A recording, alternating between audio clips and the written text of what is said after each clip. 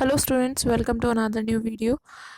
इस वाले वीडियो में हम पढ़ने वाले हैं विभिन्न विभिन्न व्यवसाय के स्रोतों के बारे में।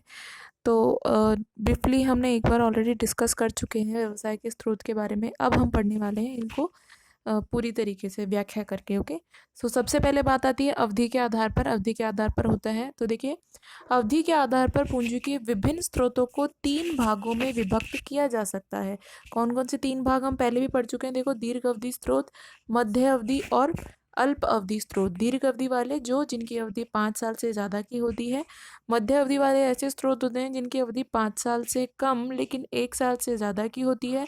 और अल्प अवधि वाले ऐसे स्रोत होते हैं जिनकी अवधि 1 साल से ज़्यादा की होती है। ठीक है, तो देखो, दीर्घ अवधि स्रोत व्यवसाय की 5 वर्ष से अधिक की आवश्यकताओं की पूर्ति करते हैं।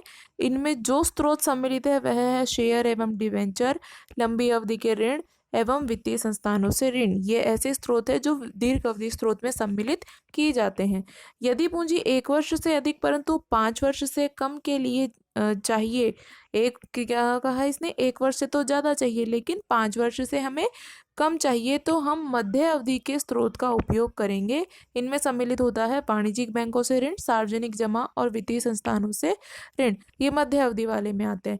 फिर आती है कि अगर हमको 1 वर्ष से भी कम के लिए चाहिए तो अवधि ऐसे के लिए हम अल्प अवधि वाले को चयनित करते हैं। तो 1 वर्ष से कम समय के लिए अवधि के वित्त को अल्प अवधि वित्त कहते हैं। लघु अवधि पूंजी के स्रोतों के कुछ उदाहरण हैं। लघु मतलब कि अल्प अवधि, तो व्यापार साख, वाणिज्यिक बैंकों से ऋण और वाणिज्यिक प्रपत्र। तो ये ऐसे हैं जिनको आप अल्प अवधि के लिए ले सकते हैं। तो वही बात है, दीर्घ अवधि मतलब जब आपको 5 साल से ज़्यादा के लिए चाहिए तो दीर्घ अवधि, जब आपको 5 साल से तो कम लेकिन 1 साल से ज़्यादा के लिए चाहिए तो मध्य वाला, और आपको जब 1 साल से भी कम के लिए चाहिए तो फिर वो किस में आएगा, वो आएगा अल्प अवधि वाले में। ठीक है, आगे हम बात करते हैं इसी के बारे में ही। फिर आता है स्वामित्व के आधार पर। स्वामित्व के आधार पर होते हैं, देखो, एक तो स्वामी का खुद का कोष और एक उधार लिया हुआ। तो स्वामी के आधार पर वित्त के स्रोतों को स्वामित्व कोष एवं ऋणगत कोषों में वर्गीकृत किया जाता है। 2 कोष है, स्वामित्व कोष मतलब स्वामी का खुद का पैसा, ऋणगत कोष मतलब ऋण से लिया हुआ, उधार लिया हुआ पैसा। तो स्वामित्व कोष का अर्थ है कि वह कोष जो उद्यम के स्वामियों ने दिया है। यह स्वामी एकल व्यापारी, साझेदारी या कंपनी के अंशधारी हो सकते हैं। यही तो कंपनी के स्वामी होते हैं। अगर आपका एकल व्यापार है और आप एकल व्यापारी हैं, आपका खुद का पैसा है तो स्वामीगत में आएगा। आप किसी फर्म में साझेदार हैं, आपका खुद का पैसा अगर आप साझेदारी फर्म में लगा रहे हैं तो भी स्वामित्व कोष में आएगा। आप किसी कंपनी के अंशधारी हैं, आपने खुद के ही कंपनी के अंश को क्रय कर लिया है तो भी आपका पैसा स्वामित्व के कोष में ही आएगा। लेकिन जब आप अंशधारी आते हैं तो यहाँ बात आती है कि आप समता अंशधारी होने चाहिए।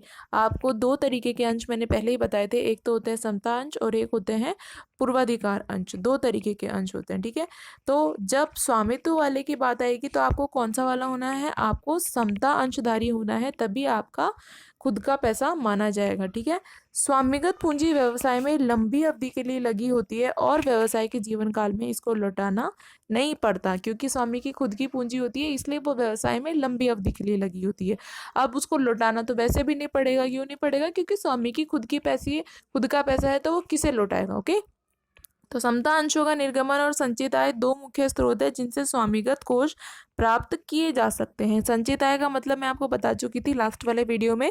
संचित आय मतलब ऐसी आय जो हमारे सारे खर्चे घटाने के बाद में हमारी जो नेट इनकम बचती है, वास्तविक आय बचती है, उसे हम संचित आय कहते हैं।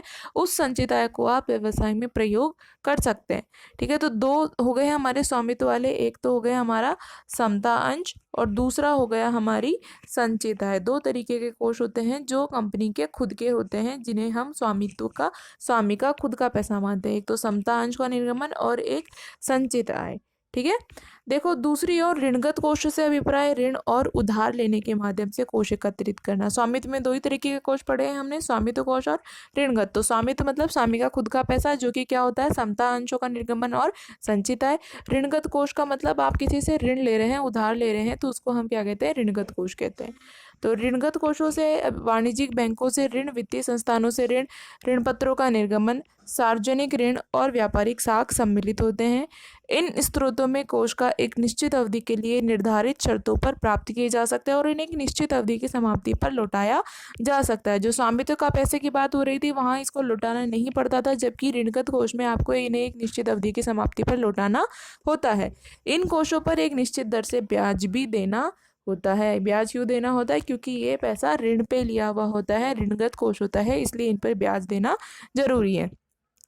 तीसरी बात आती है आंतरिक और बाहरी सुविधाओं के आधार पर। तो दो होते हैं, आंतरिक कोष और बाहरी कोष। ठीक है, आंतरिक स्रोत वे हैं जो संगठन से ही जुटाए जाते हैं। उदाहरण के लिए व्यवसाय प्राप्ति के बिलों की वसूली की रफ्तार बढ़ाने, अतिरिक्त स्टॉकों को बेचने और अपने अपने लाभों के पुनः विनियोग के द्वारा आंतरिक कोष पैदा कर सकते हैं। आंतरिक कोष का मतलब कंपनी के अंदर का पैसा, कंपनी का खुद का पैसा, हम बाहर से नहीं लेके आए हैं, वो आंतरिक कोष में आएगा।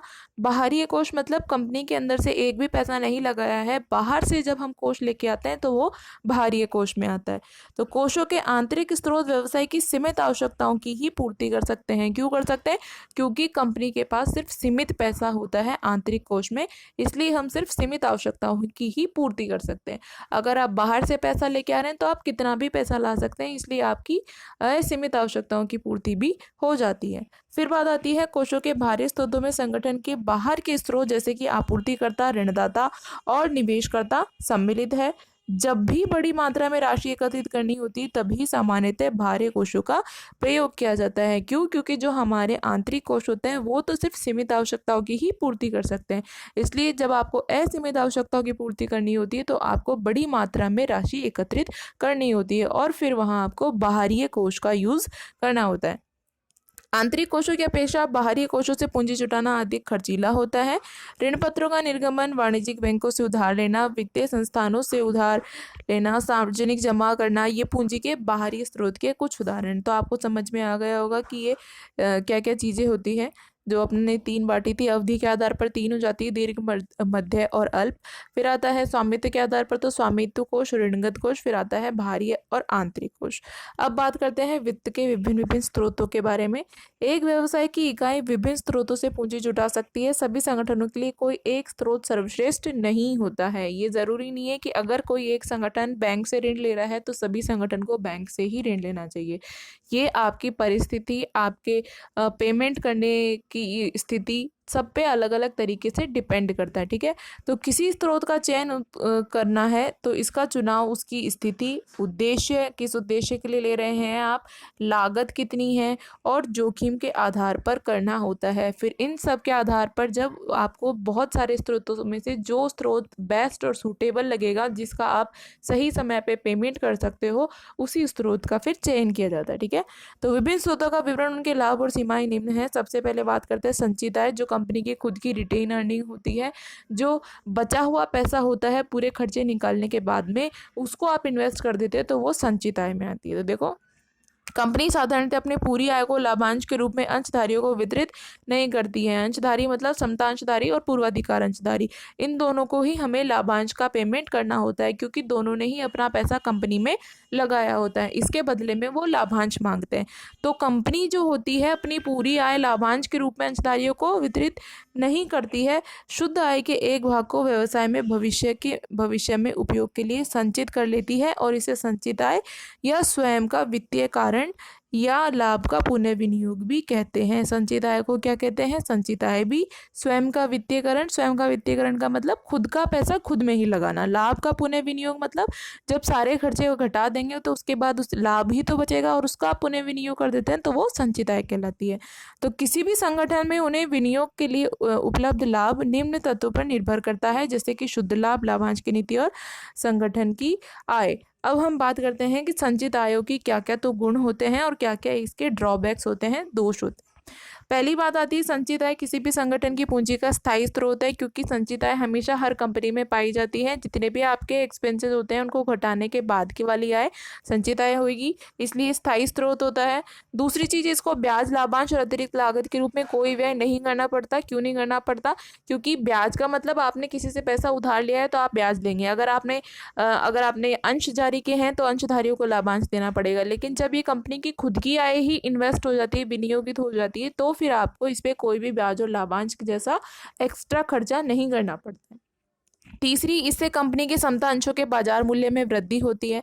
अब आते हैं इसके दोष पे। सबसे पहले, सीमा से अधिक लाभ का पुनः निवेश अंशधारकों में असंतोष का कारण बन सकता है। अधिक लाभ का पुनः विनिवेश अंशधारकों में कारण क्यों बन सकता है? क्योंकि अंशधारकों को ये लगने लगता है कि इन्होंने काफ़ी ज़्यादा संचित आय बना के रखी हुई है, हमें लाभांश नहीं दिया है। इससे क्या होता है? अंशधारक असंतुष्ट हो जाते हैं। दूसरी, व्यवसाय के लाभों की अस्थिरता के कारण यह पूंजी का अनिश्चित स्रोत है, क्योंकि किसी साल लाभ भी हुआ तो ही आपकी संचित आय होगी, अन्यथा नहीं होगी। अगर हानि हुई है तो आपकी संचित आय नहीं हो सकती, इसलिए ये अनिश्चित स्रोत है, ये निश्चित नहीं है, जरूरी नहीं कि हर साल लाभ हो ही। तीसरी बात आती है, इस पूंजी के सहयोग लागत को बहुत सी फर्म मान्यता नहीं देती, इससे कोषों का अनुपयुक्त उपयोग हो सकता है। कई फर्म ऐसी होती है जो संचित आय को इन्वेस्ट नहीं करना चाहती है, तो इससे क्या होता है? कोष का अनुपयुक्त उपयोग हो सकता है। ये तो थी संचित आय के बारे में। बाकी सारे वित्त के विभिन्न विभिन्न स्रोतों के बारे में हम आगे भी पढ़ लेंगे। I hope you like this video. Thanks for watching this. Still you guys have any doubts and queries, you can do comment on this video. I will surely try to sort out all your doubts and queries. Till guys, be prepared, be safe.